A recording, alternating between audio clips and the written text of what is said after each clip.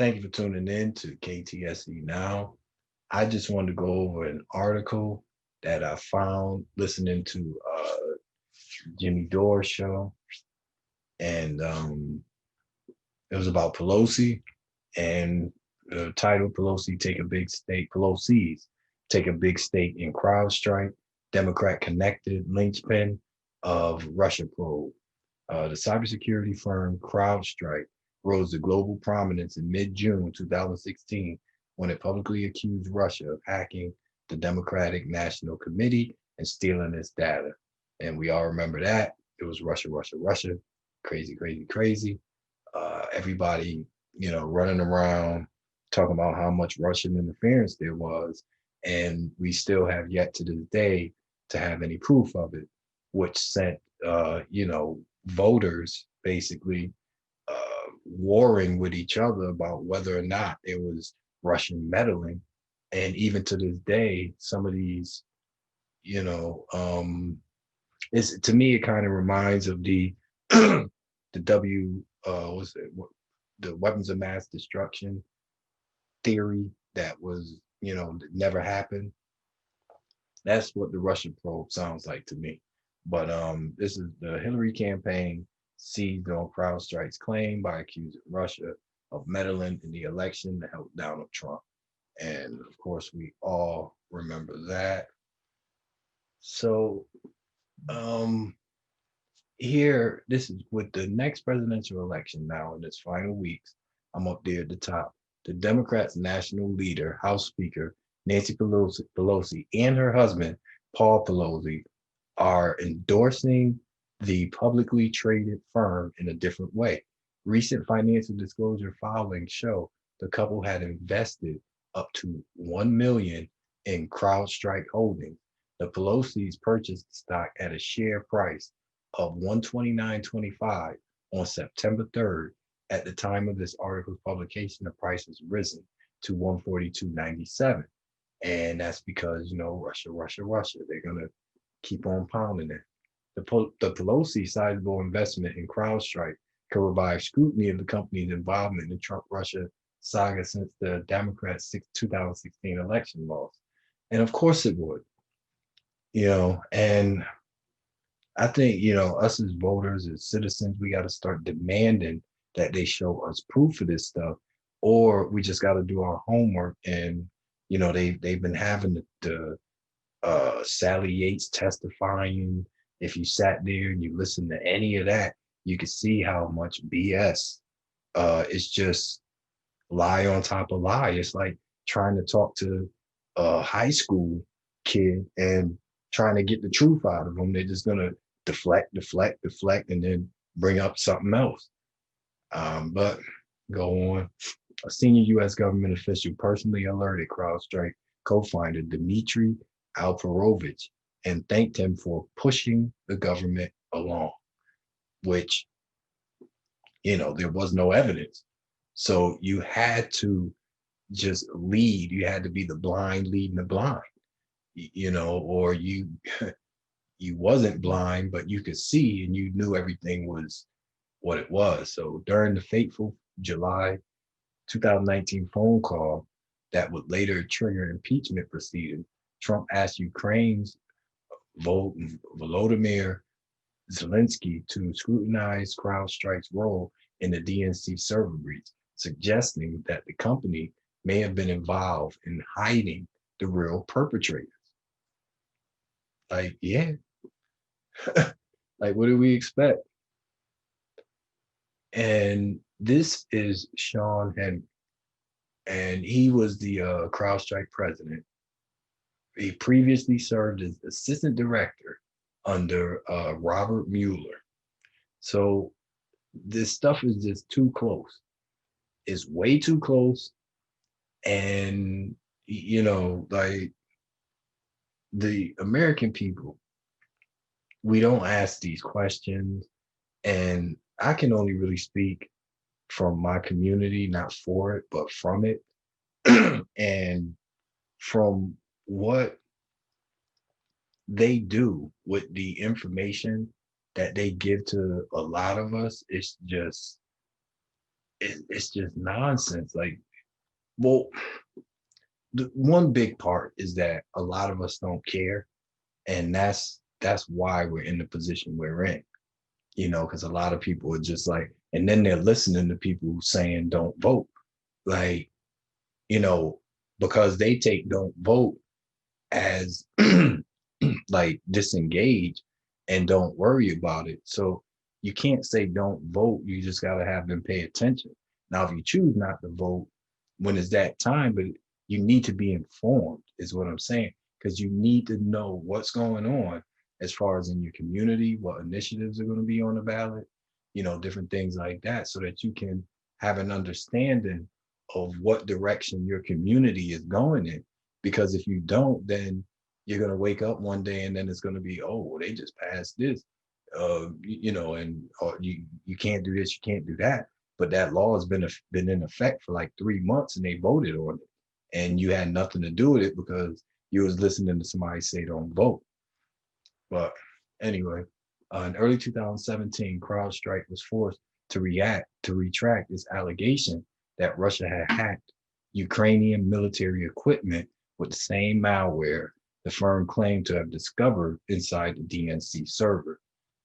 So, Ukraine, you got you got Hunter Biden, you got the Ukraine, you got Russia.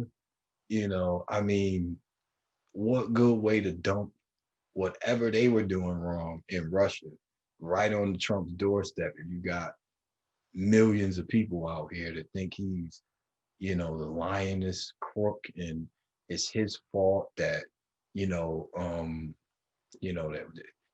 it's snow on the ground when snow fall. Like it's gonna be ridiculous. Like, or it has been every time something has went wrong, and that's what forced me to start looking into them. Is because I'm like, nobody can be this bad. Nobody.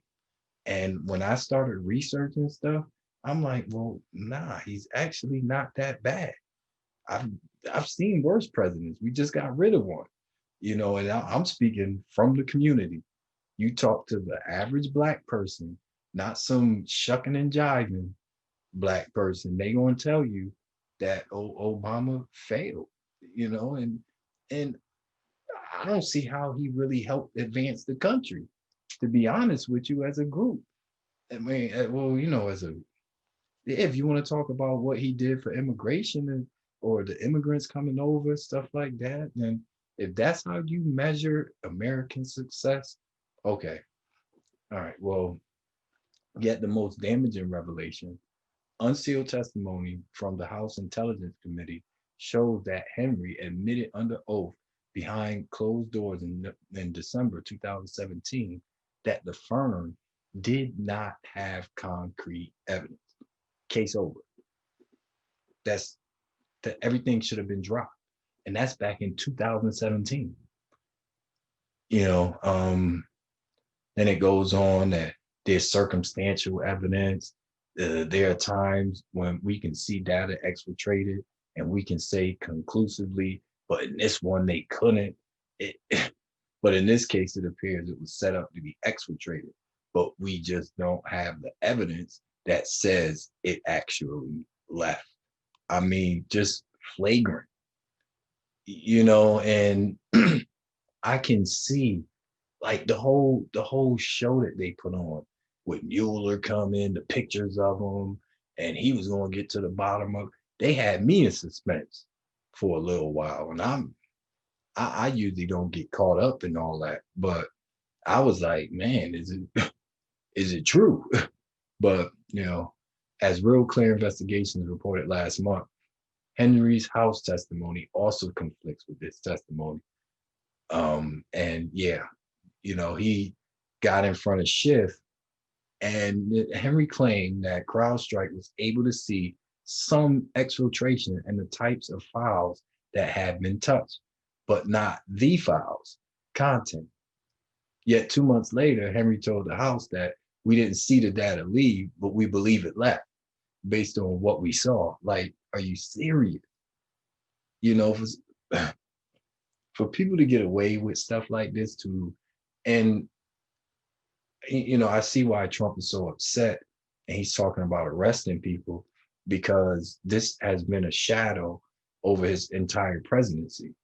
Like, who knows how many voters he would have had they not created a story like this. And I'm not in favor of Trump. I'm just saying that a lot of people really believe that the whole Russia thing was real, that he was the one that had all of this, but they still think it, a lot of them. But Henry then and probably argued that in the absence of evidence showing the emails leaving the DNC server, Russian hackers could have taken individual screenshots of each of the 44,053 emails and 17,761 attachments that were ultimately put out by WikiLeaks. So instead of them just stealing it, they said, all right, WikiLeaks got it. So we just going to take pictures of everything. Ridiculous. So then you have, towards the end, they kind of get into exactly how much the Pelosi's were, or how much CrowdStrike, because during the several years that CrowdStrike's own uncertainty about its hacking allegation was kept from the public, the firm has enjoyed a stratospheric rise on Wall Street. In 2017, 1 year after launching its Russia hacking allegations, CrowdStrike had a valuation of 1 billion. 3 years later, after going public in 2019, the firm's valuation was set at 6.7 billion and soon hit 11.4. Just over a year later, its market cap was 31.37 billion, all off a basically uh, a hoax. I really don't know what else to call it because and look at these. I mean, it's just insane. And um, and then I'll just read the end. Having generated the seminal Russian hacking allegation, CrowdStrike sits at the top of what has become a booming cottage industry of firms and organizations to help shape the multi-year barrage of Russia fear-mongering and innuendo. And with her new investment in CrowdStrike, Nancy Pelosi, the highest ranking elected official of a party that has promoted Russiagate above all else, is already profiting from its success. And yes, Pelosi is one of the ones out there screaming Russia, Russia, Russia. Got MSNBC or MSDNC, whatever you want to call them, screaming that. And shout out to T West for calling them Dixiecrats. That's what they are. Like, if you look at how they treat Black people or us, ADOS, I'm not talking about, Jamaican people. I'm not talking about anybody else because they actually do more, of course, we all know, for these other groups, Hispanic, African, Caribbean, whatever it is. And with us, it's like they just use us as they always have throughout history. And my biggest problem is the white voters who try to, act as if we're wrong for walking away from this party. I'm so tired of these white liberals, because I'm from Connecticut, and they are all over the place up there. Limousine liberals, whatever you want to call them. And when I say that these are the worst racists because they act like they're your friend, and in your communities, what they do is they just think they're better than you. They think they're better than you. They think that they can they should be able to dictate what goes on in your neighborhoods, in your households, in your relationships. I mean, it's just getting to a point to where, we as Black people, we got to see this and we got to stop it. I think we're doing a decent job of that now, but we really got to get more information out to the people who's struggling. And I know we can't get everybody, but we still got to just keep putting this information out there. And that's I'm trying to do my part. So thank you for tuning in to KTSE Now, and drop a comment. Let me know what you think.